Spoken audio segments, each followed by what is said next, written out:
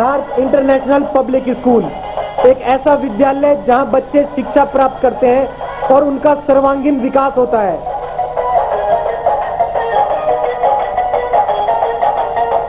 यहाँ पढ़ाई के अलावा खेलकूद, योगा, कंप्यूटर शिक्षा, मनोरंजन के लिए झूले तथा स्काउट गाइड भी सिखाई जाती हैं।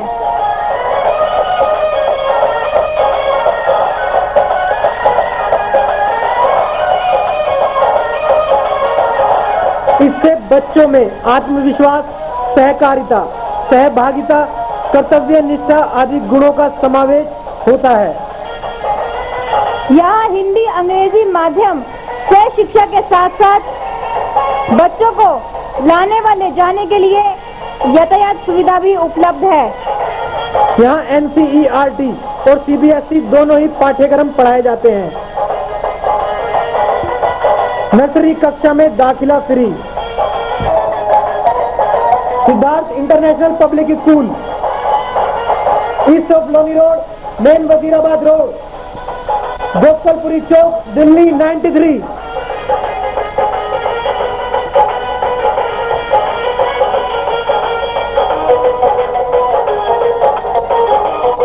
Telephone number 228111 783 2281।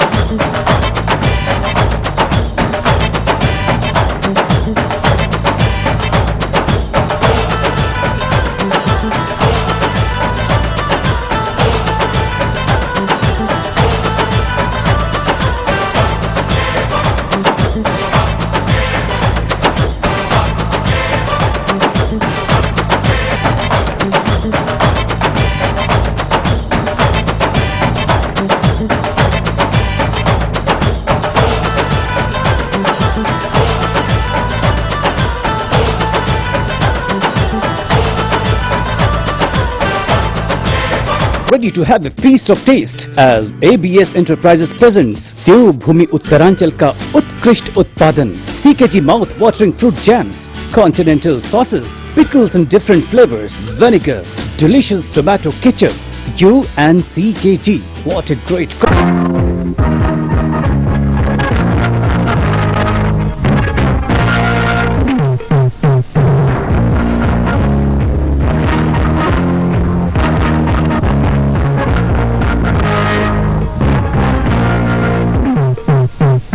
वकील साहब मेरे पास नोटिस आया 11 तारीख का। मैंने कहा 11 तारीख को तो कोर्ट बंद है, लोक अदालत लगी हुई है। कह रहे उसमें लिखा हुआ नोटिस फॉर सेटलमेंट। मैंने कहा तो इससे खुशी की क्या बात है, आपका तो बात खत्म ही हो गया, नोटिस पाली जाएगी। अगर आप तो जाके समझौता कर लो। कह रहे नहीं, हमें तो डर लग रहा है जी, आप ही करवा दो। मैं कहा जी डर किस बात का, तो सेटलमेंट है, आप तो समझौता करने जा रहे हो। हमारे लोक अदालत के अंदर भी डर हमारे मन में ऐसा है जैसा हमें जेल में डाल दिया है। तो हमें ये समझना बहुत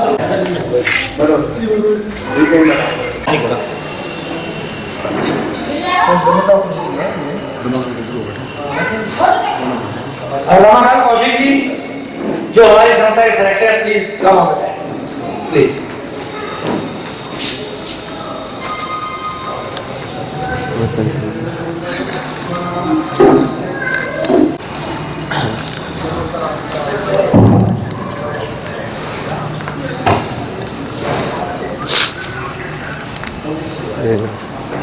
हमारे बीच में अंकित गुप्ता जी सर, हम मीटिंग में बैठे हैं, बात करना। शादरा से हैं, शादरा डिस्ट्रिक्ट से। वो आपने कुछ विचार वो भी अभी बताएगा। हाँ, mister Abdul Karim ji, please come on the desk. सुनाएंगे। आ जाओ उधर जाओ। हम बता यार।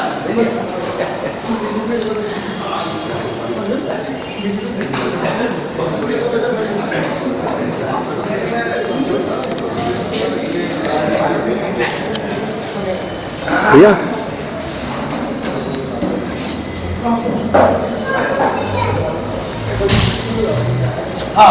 मम्मी ने बिठाने यार वापस। कविता से पहले ये हमारे साथ हमारे बीच में मिस्टर गुप्ता जी हैं, एडवोकेट जी है, शादरा जी है, ये जो विचार रखेंगे के बारे में। इसके बाद जो है डिपार्टमेंट से आए हैं वो बताएंगे आपको आगे तत्वों के बारे में, के बारे में, पैकिंग मटेरियल के बारे में, जिससे कंज्यूमर के क्या अधिकार है। तो एक ऐसा technical topic legal metrology act जो हमारा बना हुआ है, जिसके बारे में आज हम सुनने वाले हैं। एक नया टॉपिक है, थोड़ा सा काम मैंने इस टॉपिक के ऊपर करा हुआ है। एक्सपर्ट्स बताएंगे कि क्या ये लीगल मेट्रोलॉजी एक्ट है, किस किस प्रोविजन के अंदर क्या क्या फाइन हो सकते हैं, क्या क्या फाइन नहीं हो सकते हैं। हमारी अवेयरनेस, हम व्यापारी वर्ग हैं, दिन तक हम लोग रोज कहीं ना कहीं सामान बेचते हैं या कहीं ना कहीं सामान खरीदते हैं। तो बेचते हुए हमारी क्या जिम्मेदारियां और खरीदते हुए हमारे क्या अधिकार है, इसके ऊपर जो कानून की बारीकियां है उसके बारे में हम लोग सुनेंगे। डीएनएस के बारे में बताया गया, दिनेश गुप्ता जी ने बताया कि नालसा जो अथॉरिटी है वो सुप्रीम कोर्ट लेवल पे काम करती है, उसके बाद सालसा जो है वो हाई कोर्ट लेवल पे काम करती है और डालसा जो है वो डिस्ट्रिक्ट लेवल पे काम करती है। इसके हेड जो है जुडिशियल ऑफिसर्स होते हैं और पैनल्स पे एडवोकेट होते हैं। किसी भी तरीके की कानूनी समस्या, कानूनी एडवाइस, कानूनी जागरूकता, कानूनी जानकारी या समस्या के निवारण के लिए हम डीएलएसए के ऑफिस में आए। हर कोर्ट में, पूरी भारतवर्ष में जितनी भी कोर्ट है, चाहे वो गोवा में हो चाहे वो जम्मू एंड कश्मीर में हो, हर कोर्ट के अंदर इस अथॉरिटी का दफ्तर अनिवार्य है बनना और बना हुआ है जो फंक्शनल है। यूपी में छोटे से छोटे जिले की कोर्ट के अंदर, न्यायालय के अंदर भी ऐसे दफ्तर बने हुए हैं जिनका फायदा हमें लेना चाहिए। अब एक हमारे मन में भ्रांति होती है कि यहाँ के जो एडवोकेट है वो इतने क्वालिफाइड नहीं है या वो इतने सीरियसली नहीं लेते हैं। उसके लिए छोटी सी जानकारी ये दे दूं कि अब जो fee structure, revise fee structure सरकारी वकीलों का है वो बहुत ज्यादा है एज कम्पेयर टू पहले। मात्र 6-7 हजार रुपए पहले केस के मिला करते थे, अब 18,000 रुपए का स्केल है इसमें। उस केस की स्केल की वजह से जो सिलेक्शन है, जो वकीलों का चयन है, वो भी उतना ही स्ट्रिक्ट कर दिया गया है। पैनल पे पहले 100 वकील होते थे, अब चुनिंदा 10 वकील डील करते हैं। हमारा जो कानून है, क्योंकि मेरे को समय अलाउ कर रहा है 5 मिनट बोलना, जैसे आदेश हुआ मेरे को सर से, तो थोड़ा सा मैं अपने टॉपिक को वाइडर इनफ कर दूं। हमारी जो न्यायिक प्रक्रिया है वो सिविल और क्रिमिनल 2 फेजों में चलती है। अगर हम पुरानी भाषा में या उर्दू में जैसे कहते थे, दीवानी और फौजदारी के मुकदमे होते हैं। कोई भी न्यायालय होती है डिस्ट्रिक्ट कोर्ट लेवल की, वो दोनों तरीके के केसेस सुनती है। उसके अंदर 2 तरीके के जजेस बैठते हैं, जो कि डिस्ट्रिक्ट जजेस होते हैं और सेशन जजेस होते हैं। तो सेशन जजेस जो है वो क्रिमिनल के हेड होते हैं, डिस्ट्रिक्ट जज सिविल के हेड होते हैं। अगर क्रिमिनल के जो मुकदमे होते हैं वो 2 तरीके से कोर्ट के समक्ष जाते हैं। एक तो एफआईआर के माध्यम से, जो आप लोकल थाने में कराते हैं, और एक कंप्लेंट के माध्यम से। अगर एफआईआर आपकी दर्ज नहीं हुई, आप पुलिस के पास गए और पुलिस ने आपकी एफआईआर दर्ज नहीं करी, तो ऐसा प्रावधान हमारे कानून में दिया गया है कि आप सीधा मजिस्ट्रेट के पास आकर अपनी कंप्लेंट दर्ज करा सकते हैं। अब इसके अलग जो देखा जाए तो 138 के चेक बाउंस के मामले, हम में से कई व्यापारी लोग हैं, ऐसे हम केसेस देखते होंगे। अगर हम सिविल में जाए तो सिविल रिकवरी के मामले, सिविल रिकवरी के मामले, प्रॉपर्टी से संबंधित मामले, इंजंक्शन स्टे। मेरा मकान था, साथ वाले ने मकान बनाना शुरू करा, मेरी खिड़की बंद कर दी, क्या मैं कोर्ट के समक्ष अपना क्लेम ले जा सकता हूँ? हाँ बिल्कुल, सिविल मुकदमे में ले जा सकता हूँ।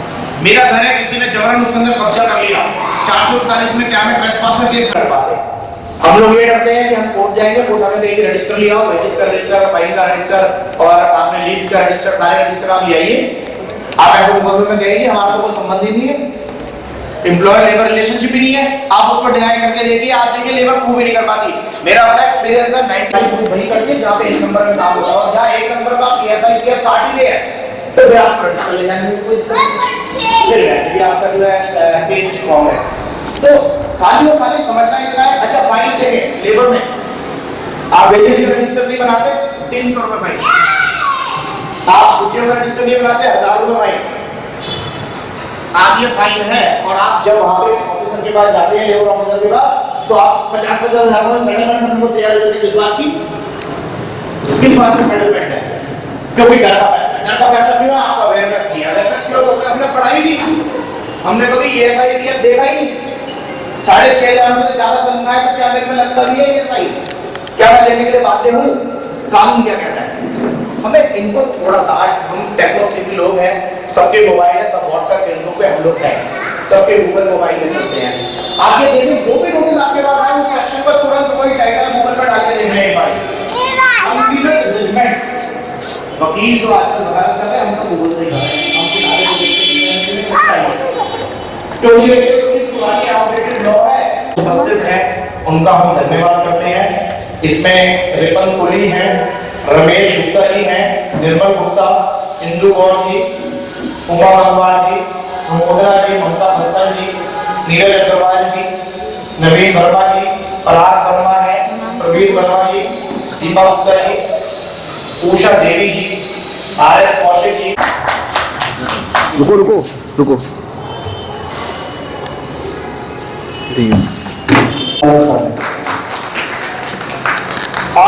अंकल अंकल हमारी ताकत 2 है, मिनट। इतनी ताकत से सामान्य हुआ। 2 मिनट हाथ लगा लो, हाथ माला पे हाथ लगा लो। थैंक यू अंकल, इधर देखिए अंकल,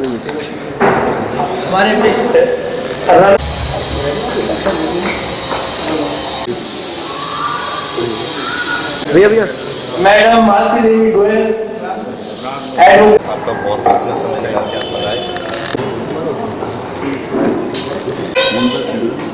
थैंक यू। और जी भी आ रहे हैं आगे। इधर देखिए, इसी कमान में दीपा गुप्ता जी, एक ऐसे मौके खुद आए हैं, तो ऐसा मौका जो अधिकतर रामलाल अग्रवाल जी हमारे जैसा भी यही प्रेरणा देते हैं कि हाथ लगाओ। रिपन कोहली जी, ताकि विजिबल रूप से कार्यक्रम का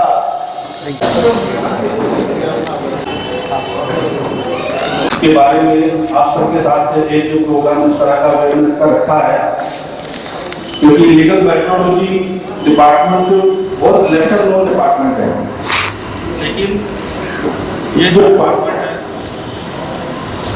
हेलो, ये डिपार्टमेंट है, इसमें जो जो चीजें कवर होती हैं वो इवन एक सुई बनाने से लेके एक एरोप्लेन के पार्ट्स तक में लीगल मेट्रोलॉजी का रोल कहीं ना कहीं रहता है। उसके बावजूद भी ये पब्लिक में बहुत लेसर नोन डिपार्टमेंट है। जो सरकार का, गवर्नमेंट का काम है, गवर्नमेंट का काम है कानून बनाना, तो कानून बनता है, उसका इम्प्लीमेंटेशन भी एक पूरा लीगल सेल होता है। उस लीगल सेल में उन लोगों का यही काम है कि सरकार ने कब तक नया कानून बनाया, उसमें कब तक अमेंडमेंट आए, तो वो ये चीजें देखते हैं, ध्यान रखते हैं, और उसको जो भी उनका प्रोडक्ट है उस पर उनका इम्प्लीमेंटेशन भी तुरंत हो जाता है। लेकिन जो छोटे उद्योगपति हैं या छोटे ट्रेडर हैं, रिटेलर हैं, जो लोग हैं, उनके पास इतना इंफ्रास्ट्रक्चर नहीं होता, इतना टाइम नहीं होता कि वो हर चीज, हर अमेंडमेंट को रोज चेक करें, तो फिर वो बिजनेस क्या करेंगे अगर वो इन चीजों को चेक करते रह जाएंगे। ये एक बड़ी प्राइस की बात है। इस कारण वो उसको टाइम पर छोड़ देते हैं कि भाई कभी कोई इंस्पेक्टर आएगा, चेकिंग करेगा, तब देखा जाएगा। तो ये जो अवेयरनेस प्रोग्राम रखा गया है, इसलिए रखा गया है कि हम आधे एक घंटे में इसके बारे में इतना सब कुछ आपस में डिस्कस कर लें, जो कि बहुत काम आने वाली चीज है। जो लीगल मेट्रोलॉजी डिपार्टमेंट है, इसको अमूमन हम वेट्स एंड मेजर डिपार्टमेंट के नाम से जानते हैं, नापतोल डिपार्टमेंट ज्यादा इसको बोला जाता है। लीगल मेट्रोलॉजी डिपार्टमेंट अमूमन इतना यूज में नहीं आता है। तो इसके 2 एस्पेक्ट पर ये काम करता है लीगल मेट्रोलॉजी डिपार्टमेंट, जो वेट्स एंड मेजर डिपार्टमेंट है। एक एस्पेक्ट है हमारे वेट्स एंड मेजर्स के बारे में, कि जो हम हमारे इलेक्ट्रॉनिक वेट मशीन्स हैं, जो हमारे काउंटर स्केल्स हैं, रीडिंग स्केल्स हैं, जो ये जो मतलब हम कहते हैं कि, और दूसरा एस्पेक्ट है इसका जो कि प्री पैक्ड कमोडिटीज है, जिसका मेन एम्फेसिस आज हम अपने डिस्कशन में रखना चाह रहे हैं। तो जो प्री पैक्ड कमोडिटीज है, उसका मीनिंग क्या है? प्री पैक्ड कमोडिटी वो है कि जो कंज्यूमर अगर किसी शॉप को दे रहे हैं, वो प्री पैक्ड कमोडिटी में कवर हो रहा है। अगर किसी कोई सपोज जैसे कोई परचून की दुकान है, अगर परचून की दुकान वाले ने अपनी दाल, चीनी पहले से 1-1 किलो के, आधे किलो के बैग्स में तोल के रख ली है, और उसको उसने रबर बैंड लगा दिया है, या उसने सील भी नहीं किया, ऊपर में रखा हुआ है, और कंज्यूमर को कस्टमर आता है उसके पास, आके कहते हैं कि मुझे 1 किलो चीनी दे दो, 1 किलो दाल दे दो। तो अगर कंज्यूमर को उसको दे रहा है, अगर जो दुकानदार है वो अपने कंज्यूमर को उठा के बिना तोले उसको दे रहा है, तो वो कमोडिटी जो है प्री पैक्ड कमोडिटी की डेफिनेशन में कवर होती है। इसलिए अब जो प्री पैक्ड कमोडिटी की डेफिनेशन में वो बात कवर हो रही है, तो उसकी कुछ डिपार्टमेंटल रिक्वायरमेंट्स हैं, मैंडेटरी रिक्वायरमेंट्स हैं जो कि रिटेलर को फुलफिल करनी होती है। तो अभी हम पहले थोड़ा सा डिस्कस कर लेते हैं जो पार्ट 1 मैंने कहा जो फर्स्ट एस्पेक्ट है। तो फर्स्ट एस्पेक्ट में हम इलेक्ट्रॉनिक वेइंग मशीन की बात करते हैं। तो जो इलेक्ट्रॉनिक वेइंग मशीन्स हैं इनका आपके एरिया की जुरिडिक्शन में, जैसे दिल्ली में लीगल मेट्रोलॉजी का जो ऑफिस है वो ITO का हेडक्वार्टर है और उसके डिस्ट्रिक्ट्स हैं 9। हर एरिया में एक डिस्ट्रिक्ट, हर डिस्ट्रिक्ट में एक डिस्ट्रिक्ट ऑफिस है लीगल मेट्रोलॉजी का, जहां से मतलब आप अपने जो भी उस एरिया के दुकान, जैसे नॉर्थ ईस्ट है तो यहाँ का आप कोई दुकानदार है उसने अपने इलेक्ट्रॉनिक वेइंग मशीन पर सील लगाएगा और एक प्रॉपर सर्टिफिकेशन इश्यू होता है वेरिफिकेशन का। तो और इसमें मैं एक चीज और ऐड करना चाहूंगा कि हमें जो हमारा, अगर सपोज हम कोई नई मशीन खरीदते हैं इलेक्ट्रॉनिक की, तो जनरली क्या है कि जैसे अभी मेरे सारे वक्ता थे वो बोल रहे थे कि यहाँ चावड़ी बाजार में जो है इलेक्ट्रॉनिक मशीनें दुनिया भर से रखी है, अब उसके लिए कोड मिल रहा है। तो अब वो मशीनें रखी है वो इलीगली हो सकता रखी हो, क्योंकि लीगल मेट्रोलॉजी एक्ट ये कहता है कि किसी भी दुकानदार को, किसी भी मैन्युफैक्चरर को अपने यहाँ लीगली हक नहीं है कि वो इलेक्ट्रॉनिक वेइंग मशीन का ट्रेड करे। वो बेच नहीं सकता है, इवन कोई बड़का है वो भी नहीं बेच सकता। उसके लिए आपको लीगल मेट्रोलॉजी डिपार्टमेंट से लाइसेंस लेना जरूरी है। तो लीगल मेट्रोलॉजी डिपार्टमेंट से मैन्युफैक्चरिंग लाइसेंस मिलता है रिगार्डिंग वेट्स एंड मेजरमेंट। आपको ट्रेड लाइसेंस मिलता है कि आप उससे डील करें। वहां पर आप जाकर अपना व्यू भी रख सकते हैं और एक मामूली जुर्माना नहीं रहेंगे, क्योंकि वो एक समझौता है आपके डिपार्टमेंट के बीच में और उसको आप डिपार्टमेंट में और वो वहां पर केस आपका क्लोज हो जाएगा। अगर वहां पर आप नहीं जाते हैं तो ही डिपार्टमेंट मजबूर होता है, फर्क नहीं पड़ता। आगे मॉडर्न रिटेल में शर्ट वगैरह आप देखते हैं खुले टंगे होते हैं, लेकिन वो भी प्री पैकेज की डेफिनेशन में आती है।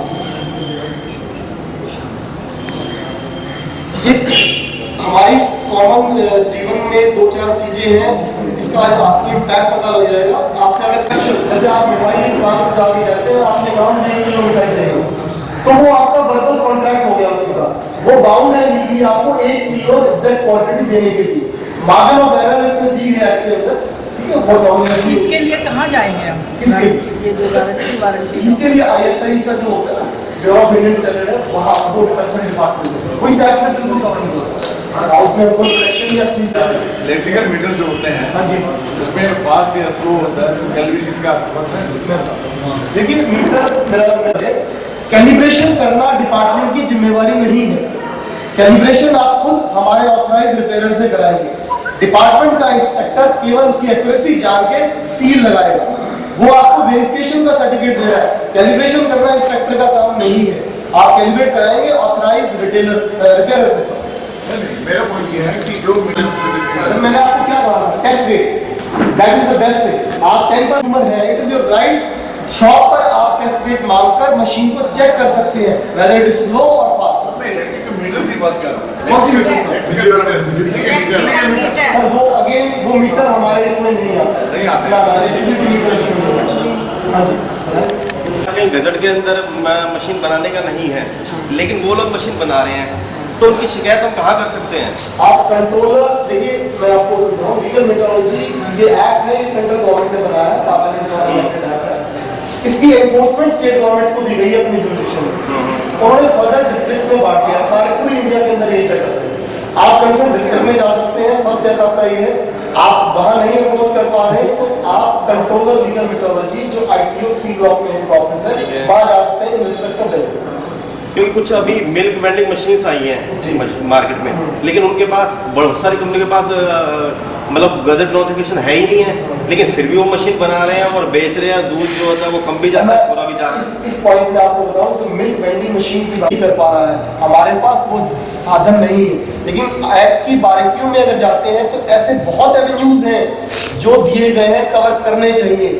जैसे सपोज आज की डेट में CNG पंप भी है, आप CNG सभी आधी गाड़ियां CNG चल रही हैं, हमारे पास अभी तक ऐसे साधन नहीं है उन मशीनों में। डायरेक्टर लीगल मेट्रोलॉजी है, मिनिस्ट्री ऑफ कंज्यूमर अफेयर के अंडर में आता है, इसके लाइसेंसेस वहां से दिए जाते हैं। तो जो कंपनीज अलग मार्केट में वेंडिंग मशीन दे रही हैं, तो क्या हम उनके खिलाफ कुछ कर नहीं सकते? मिल्क वेंडिंग वही कह रहे हैं, मतलब टोकन वगैरह डाल के जो आता है वही कह रहे हैं ना? नहीं, अलग भी आ रही है, जैसे मिनी पेट्रोल की तरह आ रही है कि आपने जितना रुपीस दबाया उतने का दूध निकाल के मशीन बंद हो जाती है। तो मैं आपको बताया ना, जो नई टेक्नोलॉजी से आ रही है, राइट नाउ इसका हमारे पास कोई ऐसा साधन नहीं है। बना रहे, उन्होंने अप्रूव कर दिया, लाइसेंस दे दिया, गजट में आ गया, उसका मॉडल अप्रूव होता है, मॉडल अप्रूव हो गया, लेकिन अदर कंपनीज जो है ना बिना उसके मॉडल अप्रूवल के बना रही है और बेच रही है। वही चीज के बारे में पूछ रहा हूँ। That is illegal totally, और उसकी आप कंप्लेंट कर सकते हैं, कंप्लेंट करेंगे जो डायरेक्टर लीगल टेक्नोलॉजी आप भी कर सकते हैं। कंज्यूमर अगर आपको लग रहा है कि कोई आपकी इतनी नॉलेज है तो आप डेफिनेटली कर सकते हैं। चलिए कोशिश करते हैं। जो ऑनलाइन इंफॉर्मेशन होती है, जब आप कोई सामान बना रहे होते हैं, 2-3 चीजें उससे रिलेटेड होती है, जैसे डेट ऑफ मैन्युफैक्चरिंग और रेट, क्योंकि रेट अक्सर टैक्स रेट्स है या इनपुट आपका रॉ मटेरियल की वैल्यूज चेंज होती रहती हैं, तो वो लास्ट मोमेंट पे डिसाइड करता है मैन्युफैक्चरर या पैकर जो भी है, तो उसको एक अलग पॉइंट पर आप प्रिंट कर सकते हैं। बाकी इंफॉर्मेशन जो प्री डिसाइड है, मैन्युफैक्चरर का नाम है, एड्रेस है, क्वांटिटी है, ये चीज पहले से आप प्रिंटर से प्रिंट करा के रखते हैं, तो ये दोनों चीज थोड़ा सेपरेट आ सकती है। लेकिन ऐसा नहीं कि आधे के लिए आप स्टिकर इस्तेमाल करें, आधे प्रिंट करें, या तो सारी प्रिंट कराएंगे या सारे के लिए स्टिकर यूज करें। That is valid for 1 year, and 1 year is valid for 4 quarters. Sir, you are in Delhi stamping the machine for 4 quarters, and you are mentioning in the certificate that is valid for D quarter, A quarter, like that.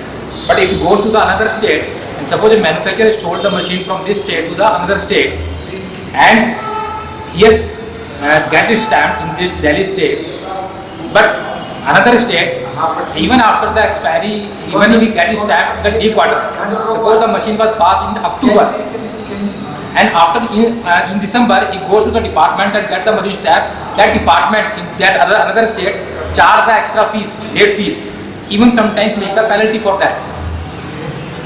But rules are same in India. Rules are same. जो इसकी act की enforcement है और जो verification का जो responsibility है वो स्टेट गवर्नमेंट को दी है। अगर आप इंटरस्टेट ट्रेड में मशीन को शिफ्ट करते हैं दूसरे, आपको वहाँ जाके दोबारा से करानी होगी और जो जैसा आप रेट की है आपको पे करते हैं। इसमें कोई वे आउट नहीं। I am talking about the machine having the capacity less than 50 kg.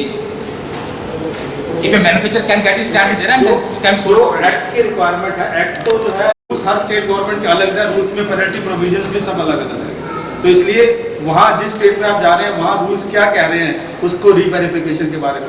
एक चीज़ तो कन्फर्म है कि आपको उसको अगर आपने मशीन की लोकेशन चेंज करी है तो उसको आपको रीवेरीफाई कराने का, तो आप वहाँ जो जिस स्टेट में जा रहे हैं मे बी वहाँ के स्टेट के जो रूल हैं वो अलाउ करता हूँ जो आप कह रहे हैं।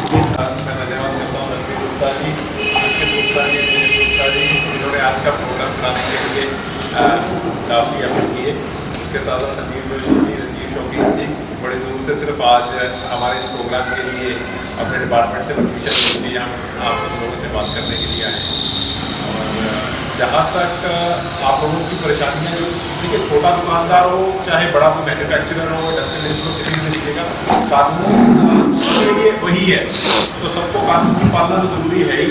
तो इसलिए ये भी ज़रूरी हो जाता है कि अगर कोई देश में जो भी कानून है बना हुआ है उसकी हमें जानकारी हो।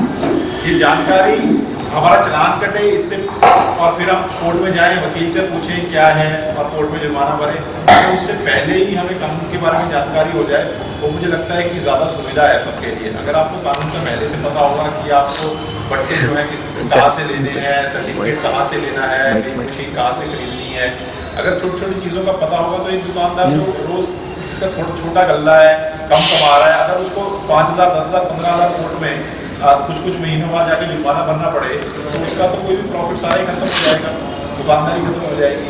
तो इसीलिए अगर छोटी छोटी बातों का पहले से पता होगा दुकानदार को, इंडस्ट्रियलिस्ट को, मैन्युफैक्चरर को, जो उसका नुकसान कानून की उल्लंघना से होना है उससे मेरे ख्याल से उसकी बचत हो सकती है उससे।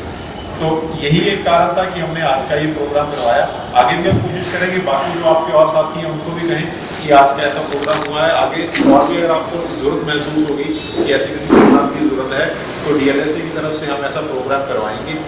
और बाकी DLSA में आप सब लोगों को शायद कुछ को पता भी होगा, DLSA यानी कि जिला विधिक सेवाएं प्राधिकरण, जो कि ये कानूनी जो कि सहायता या कानूनी मदद लोगों को फ्री में देते हैं। हम आप कोई भी महिलाएं हैं, बच्चे हैं, कोई भी जेल में है कोई भी ऐसा आदमी जिसकी सालाना आमदन जो है 1 लाख से कम है, जो कि वरिष्ठ नागरिक है जिसकी सालाना आमदन 2 लाख से कम है, ऐसे लोगों को मुफ्त में वकील दिया जाता है DLSA की तरफ से किसी भी तरीके का केस लड़ने के लिए, या कोई भी कानूनी सहायता, कानूनी मदद जैसी भी आपको चाहिए वो DLSA के ऑफिस से फ्री दी जाती है।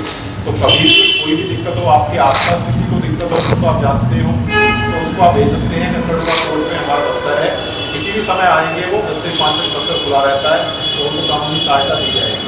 वकील भी उसी दिन हम जो है, अगर आपको कोई केस करना है उसी दिन हम वकील दे देते हैं केस के लिए, और बता भी देते हैं किस तरीके का केस करने की जरूरत है। तो सिर्फ कानून से सिर्फ डरे नहीं, कानून की जानकारी मुझे लगता है ज़्यादा अच्छा समाज बना सकती है। तो कानून की किसी भी तरीके की आपको जानकारी चाहिए हो तब भी आप दफ्तर में आ सकते हैं। ऐसे प्रोग्राम बाकी हम कराते रहे। तो आप सबका बहुत बहुत धन्यवाद यहाँ आने के लिए, आप सब लोगों ने समय निकाला, बहुत बहुत शुक्रिया। अरविंद बंसल जी में आए हुए अतिथिगण, सभी बहनों भाइयों, आपकी बहुत बहुत मेहरबानी, आप यहाँ आए, कम टाइम में आप आए। उमा जी बुजुर्ग हैं, उसके बाद भी अपने आप को यज्ञ मानती हैं, वो आई हैं, उनका बहुत धन्यवाद। रमेश शर्मा जी बड़ी दूर से आए हैं, राजन कौशिक जी, रमाकांत कौशिक जी, सबका धन्यवाद। आज के शर्मा जी यहाँ आए हैं, मुझे बड़ी खुशी है कि ये व्यक्ति एक फोन पे आ गए, जबकि सर मैंने कम से कम आपको सुभाष में होगा कम से कम 1000-1500 से बात की। यदि यहाँ खाने पीने का इंतजाम होता है, डांस का होता, तो यहाँ 2-2,500 दिस इज ट्रू, सच्चे ऐसे अच्छे काम किए आदमी कम आते हैं। आज ही दुकान पर छापा पड़ जाए, मैनेजमेंट का, तो भागे भागे से बात। मुझे बड़ी दुख की बात है कि कम से कम ऐसे कार्यक्रम आने चाहिए, उनको एक अवेयरनेस है कि हमें क्या करना चाहिए, क्या सुविधा है। जज साहब आए हैं, जज साहब कहाँ जाते हैं, किसके लिए जाते हैं? आप जज साहब बहुत कम प्रोग्राम करते हैं जहाँ जाते हैं, और आप सब जानते हैं हमारे महीने 2 महीने में प्रोग्राम 2-3 प्रोग्राम होते हैं, जजों भी होते हैं, और सब आदमी वहाँ आते हैं। मैं अब आखिर बंसल जी का बहुत दिमाग करूँगा, जो कह के आए थे मैं 10 मिनट बैठूंगा, और ये इनका बड़प्पन है जो यहाँ 1 घंटे बैठ गए। बहुत धन्यवाद। हमारे यह बुलेटिन सदैव आपके साथ है। यदि आपके क्षेत्र में कोई समस्या हो या राजनीतिक, सांस्कृतिक, धार्मिक या अन्य कोई कार्यक्रम हो तो हमें सूचित करें। हमारा फोन नंबर है 2211-0638, 2212-0637, 9810721848, 9818705152। हमारा फैक्स नंबर है 2211-0638। ईमेल आपकी बात @yahoo.in। हमारी वेबसाइट है www.delhi8pm.com। हमारा आज का यह बुलेटिन यहीं समाप्त होता है, फिर मिलेंगे, तब तक के लिए नमस्कार। हमारा पता है 198 श्री राम नगर, शाहदरा, दिल्ली 32।